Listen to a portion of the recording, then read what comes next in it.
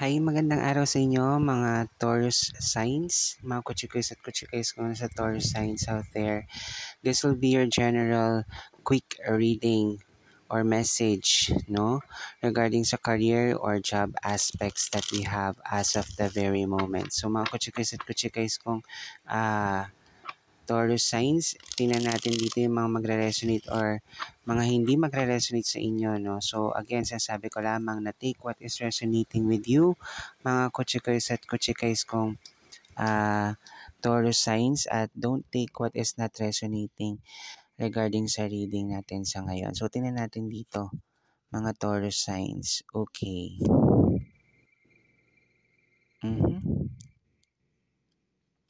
Alright, so mga Taurus, ito na ang inyong mga cards na lumabas. You have here 4 of Swords, 6 of Swords, at saka itong 8 of Swords. Puro Swords. More on thinking, no? Thoughts. Maaaring may mga ilan sa inyo mga Taurus signs na hihirapan as of the moment. Siguro may ilan sa inyo na nais magpahinga muna regarding sa career or trabaho as of the moment, no, na parang siguro na-exhaust, napagod, maraming sitwasyon or maraming naganap.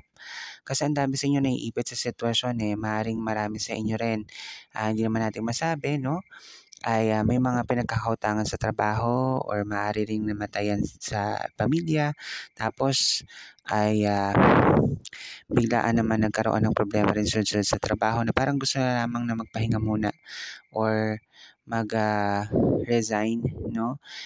Pero ang kailangan nyo lang gawin dito mga Taurus signs ay ipagpatuloy nyo lamang yung mga bagay na meron sa inyo as of the moment. Kasi naiipit man kayo sa isang sitwasyon ngayon, no, ay kailangan nyo pa rin magpatuloy sa buhay. Hindi magiging maayos ang mga sitwasyon sa inyong mga sarili kung kayo ay hindi magpapatuloy or kung biglaan na lamang kayong susuko.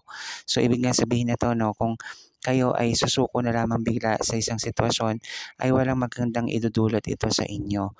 So kung ilan man sa inyo nakakaramdam ng stress, exhaust sa trabaho, or kung ano man nangyari, no, sa sitwasyon ngayon, kung meron man sa inyo ilan na may namatayan at kailangan magbakasyon, parang to take their emotional baggages and unload it, gawin ninyo.